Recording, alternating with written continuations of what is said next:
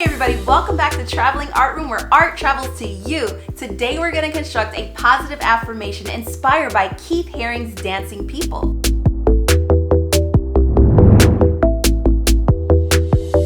Now, before we get started, it's very important that you develop your own positive affirmation. Now, if you don't know what a positive affirmation is, it's just a positive statement that describes who you are. Mine says I am joyful because it describes my personality. Once you develop your own positive affirmation, I'll see you in the next clip. All right, guys, so to construct this beautiful masterpiece, you're gonna need a couple things here. You're gonna need some markers, colored pencils or crayons, a pencil, a thin Sharpie, a pen if you don't have a thin Sharpie, and let's not forget this really awesome handout that I created for you guys. This is in my Teacher Paid Teacher store. You can find this along with a blank handout for you to construct with. Step 1, make your guidelines. When you're creating your guidelines, you use a horizontal line to help you construct a rectangular box at the top and a rectangular box at the bottom. These rectangles should fill up your space and they should be sketched out nice and neatly.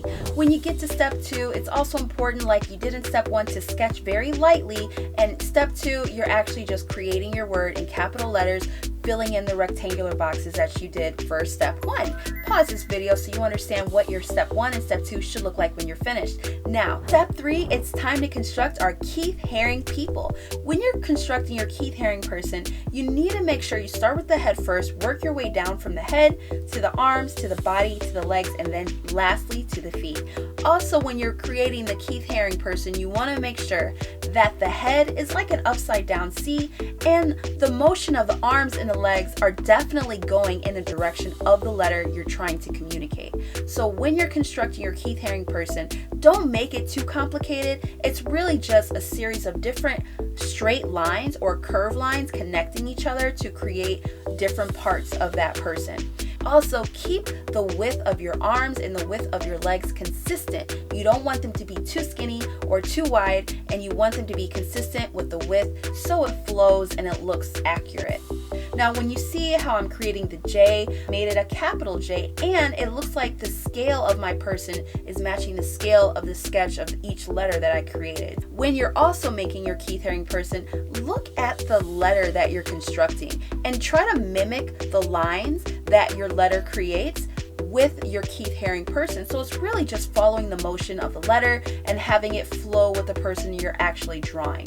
Also, you don't need to make every single arm straight or every single leg straight. You can have it bend, you can have it go in different directions, and think about dancing, think about moving or jumping. That is essentially what you want your people to look like they're doing. You can see here my letter L. I have the arms going straight up like a letter L, and then it kind of bends to the right, and you can see how I had the leg just kind of kick out, and that is it, guys. Listen, pause the video so you can get a good idea of the scale and proportions of each person. Step 4, it's time to outline with either a thin Sharpie or a black pen, depending on what you have at home. Make sure you outline every single thing inside of your design. Next, erase. After you're done erasing, go ahead and start coloring in your beautiful Keith Haring people. Choose a color scheme.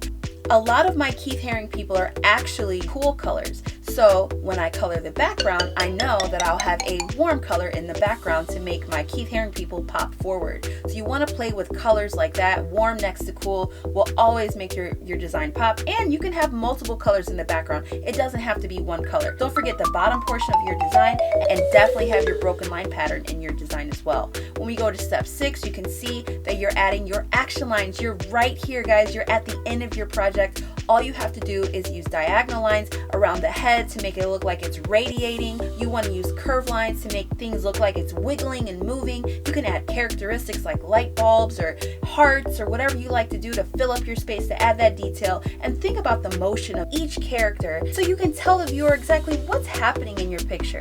As soon as you're done with your action lines, you're finished, guys. Congratulations. Oh my gosh, that was a lot of work. Now, I need to hear from you guys. What was your positive affirmation? Put it in the comment section below. Don't forget to like, share, and subscribe, and I'll see you guys next week.